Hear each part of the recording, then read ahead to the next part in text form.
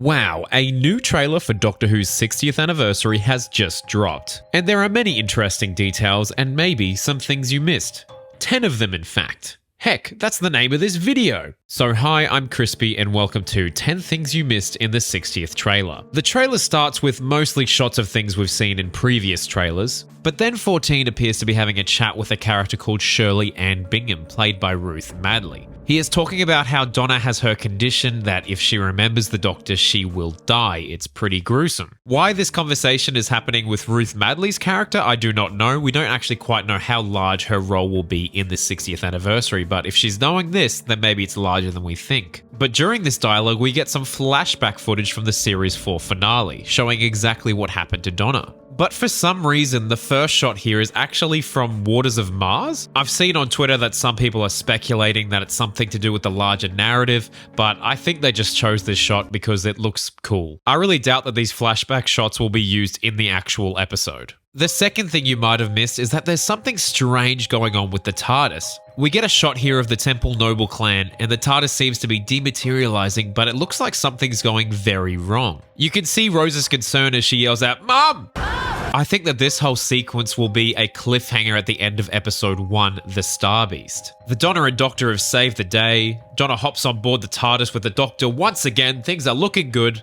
But then it all goes a little bit wibbly, a little bit wrong, and they materialize into whatever spaceship this is. Whatever this place is, it looks like a spaceship, but this will be where Wild Blue Yonder is set, which is episode 2 of the 60th specials. And there's a really quick scene later in the trailer where you can see the TARDIS struggling to land. We know from what Donna says that the TARDIS ends up actually leaving. It's out of there.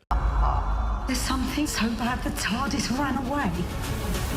Yes. It's unclear whether the interior of the TARDIS is actually on fire when it dematerializes. If it's gone off to repair itself into a brand new TARDIS, that would mean that in the Star Beast, we actually have Jodie's TARDIS for the first episode. But realistically, that set was dismantled before the 60th even began, so we might not actually see the interior of the TARDIS in this episode. Anyways, I'm rambling. Moving on. Another little detail I'd like to point out is that it seems there is an Easter egg to Doctor Who's 50th anniversary. In Doctor Who's 50th, the TARDIS gets lifted by a unit helicopter and Matt Smith hangs from below. It seems that a whole decade later, that units still have access to this technology, and you can see the TARDIS being lifted in a very similar fashion. The only thing missing is, of course, Matt Smith dangling over London. I mean, heck, they could have CGI'd him out. We don't know. We don't know. It seems to me that to prepare for these specials, Russell read the Star Beast comic, watched the Celestial Toymaker, and the 50th to get some inspiration. Speaking of the 50th, it was confirmed that Gemma Redgraves will be reprising her role in the 60th specials as the head of unit, Kate Stewart. And the Doctor and Kate Stewart reunite on the unit helipad.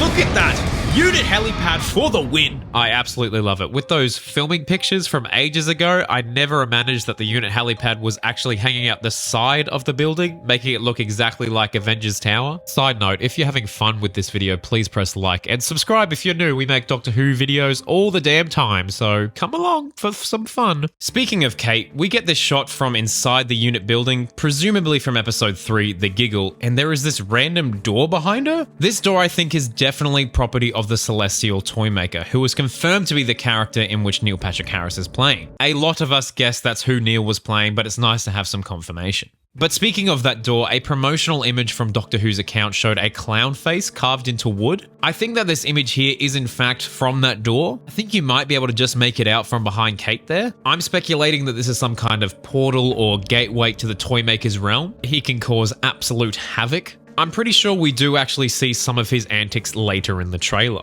Like this shot here, one of the coolest shots in the trailer. My goodness, I think that just looks fantastic. I theorize that this entire sequence will be the Toymaker messing with both the Donna and Doctor, making them puppets in his cruel game. You can actually see him holding puppet strings in this shot. Another shot later in the trailer shows the Doctor and Donna running down a corridor, but behind them the walls are caving in. And as they're running, you can see the lights beside them have suits, you know, what you'd find on a playing card. I have a strong hunch that both of these shots are in the same sequence. I'm really expecting a scene like in Spider-Man Far From Home where Mysterio is messing with Spider-Man. The whole thing is just an illusion designed to intimidate our heroes. And you know what else might be part of this sequence or around this sequence is a musical number from Neil Patrick Harris. That's right, I think there's going to be a musical number in the 60th. There is a brief shot of the Toymaker running in what appears to be a toy soldier / nutcracker costume, and then there was another shot later where he throws rose petals at the camera looking very much like a music video. Harris is no stranger to singing and dancing, and I wouldn't put it past Russell to have a sinister musical number to intimidate both the Doctor and Donna. Speaking of the Toymaker, here it looks like he gets yet another costume. How many costumes does the Toymaker have? And he's hanging off the side of a laser beam on the unit helipad. When I first watched the trailer, I thought that the laser beam was like one of the Toymaker's weapons, like he conjured it up or something, but I remembered this promo picture that the BBC posted, and it very much seems that this laser beam is a unit device, or at least unit have the schematics for it or whatever. I'm also not too sure, it's kind of hard to make out from the trailer, but is a bit of the shard missing? Has the Toymaker fired this laser beam at this building? Are the spoon heads okay? That's just a little Bells of St. John reference for you there. Anyways, moving on. Also, call me crazy, but I have this theory that the Celestial Toymaker will shoot 14 with this laser beam, causing him to regenerate. That will be his regeneration. The impression I got from this entire sequence in the trailer is that this is the final stand. London is going down, the Doctor is begging him to stop the destruction. 14 saying, just deal with me and let these innocent people go. I'm getting vibes of a Wild West standoff between the two here, and I think the Doctor's gonna get shot. And the Doctor will regenerate on the unit helipad. Yes, that's right, I think the unit helipad will be famous because of this moment. And of course, at the end, we get a glimpse of our next Doctor, Ncuti Gatwa, looking mighty fine, might I add. A lot of people are speculating about where he is, and they think it's the Edge from the Power of the Doctor. I don't know if that's the case. It could very well be, but I don't know how much stuff is actually going to carry over from the Power of the Doctor. But I have to admit, it would be a very nifty way to utilize Ncuti before he officially is our 15th Doctor. Let me know in the comments where you think Ncuti actually is in that scene. And it also seems that this outfit he's wearing is completely new. It has a purple tinge with black buttons. So maybe this is like his robes that he wears in The Edge, you know, putting more credit to that theory. Maybe I like that theory. I don't know. And weirdly enough, if you listen, it sounds like you can hear Jodie Whittaker in this final shot from the trailer. It's like a grunt. It's like a, ugh. It's not like that, but anyway. And I saw so many people on Twitter saying, oh my gosh, Jodie's in the 60th. I don't think that's the case. I think the person editing this trailer was just after a regeneration sound effect and took it from the Power of the Doctor. It works fine in the trailer, and I don't think that the person editing the trailer was like, oh my gosh, you know, these super fans are going to notice a teeny tiny little Jodie Whittaker soundbite in it. But speaking of sound effects, listen to this sequence here. Die. So what happens next? You hear that shocked crowd sound effect? Yeah, I found that on YouTube very easily. I think it's the same one. Die. So what happens next?